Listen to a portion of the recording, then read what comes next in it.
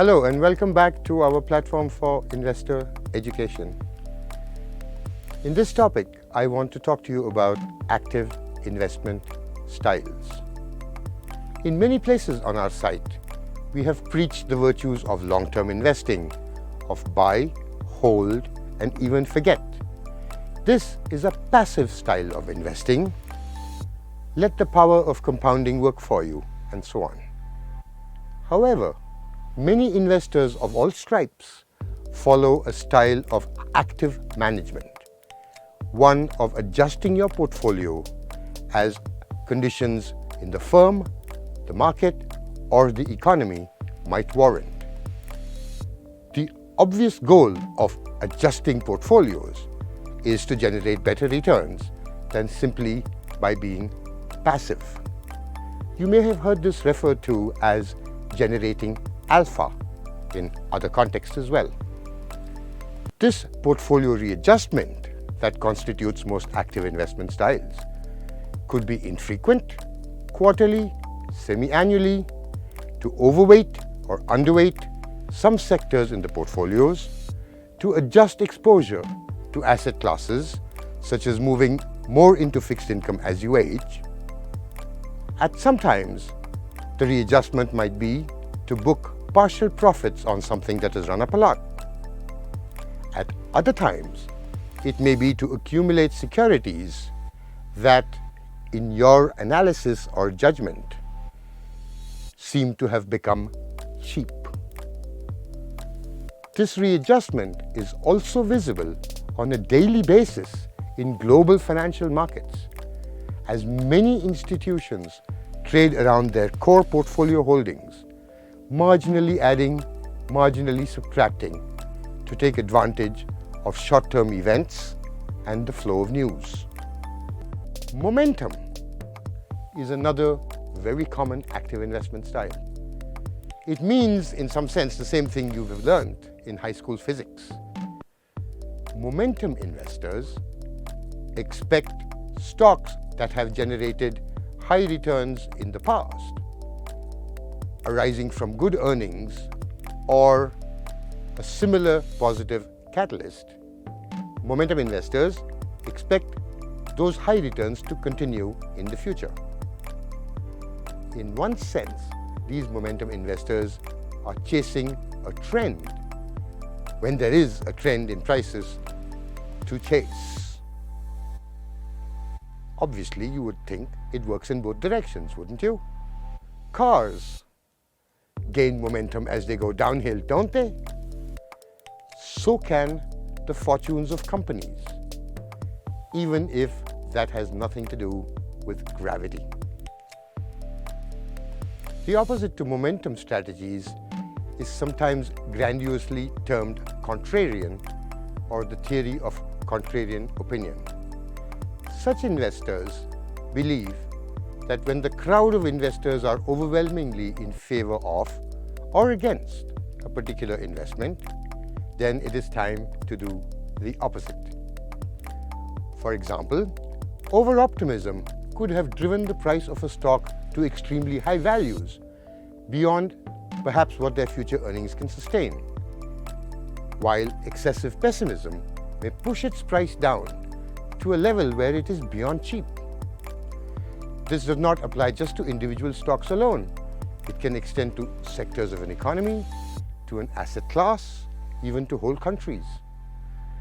A slowing consumer economy may cause many investors to aggressively reduce their positions in stocks in the consumer sector, causing some of them to be unfairly punished.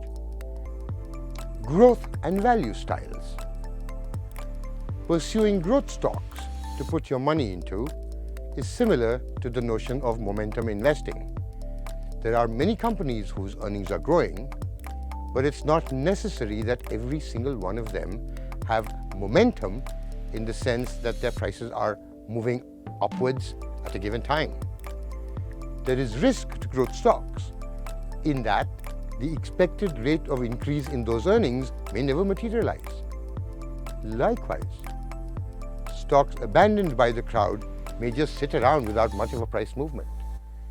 For these cheap stocks, it may take a while before investors think that there is some reward coming for buying them at current prices.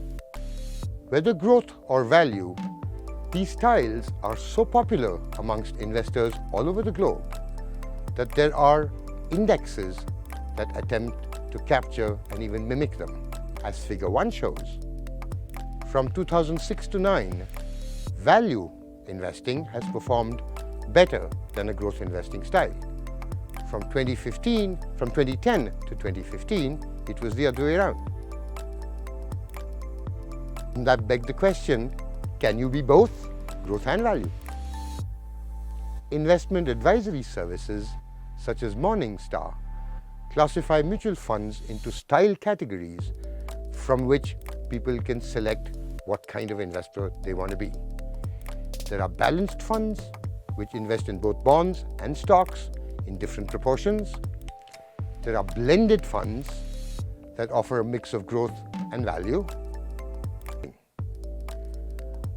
A particular version of this being both idea calls for taking long positions in those firms that you see as winners and short positions in those firms that you have seen as losers, known as long-short positions. This is conceptually nice, right? But it potentially increases your risk. You have to get two things right, which the winners are as well as which the losers are. Some hedge funds take this game of long-short investing even further. They play games with the amount of money invested in the long side as well as the short side, while simultaneously reducing their overall exposure to the market.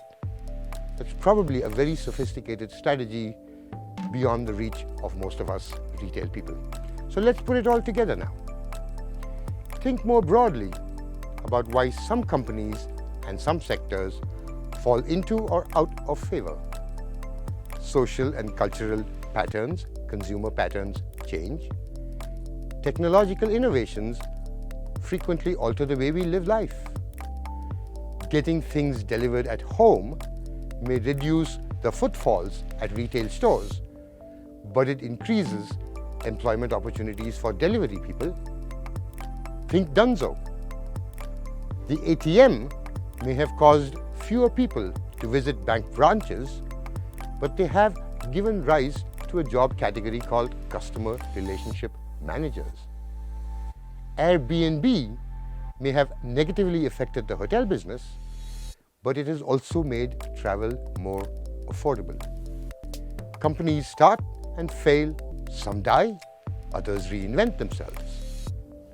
Active investment is an effort to exploit such opportunities as and when they do arise.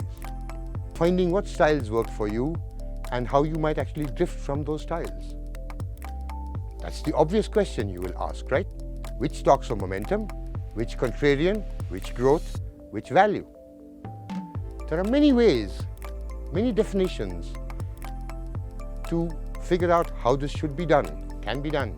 For now, let me simply say that momentum is often measured from recent return performance, 10 days, 20 days, and so on, while growth and value stocks are deemed as such from the levels of financial ratios such as price earnings or price to book ratios.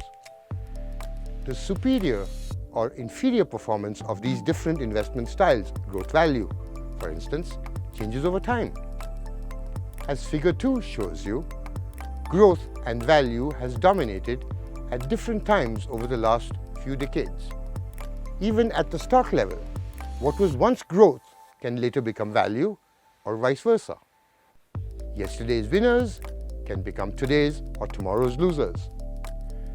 Furthermore, the prices of the stocks in these styles will rise and fall as the fortunes of the underlying companies wane and wax. For example, some firms may drift into or out of different market cap categories as their fortunes change. This kind of adjustment is known as style drift. Sometimes it's an unintended consequence, sometimes not, But regardless, it does have implications for the continued performance of the investing style that you choose. Never easy, this investing business, right? But I hope I've said enough to make you interested, remain interested in it, and to come back for more. Thanks.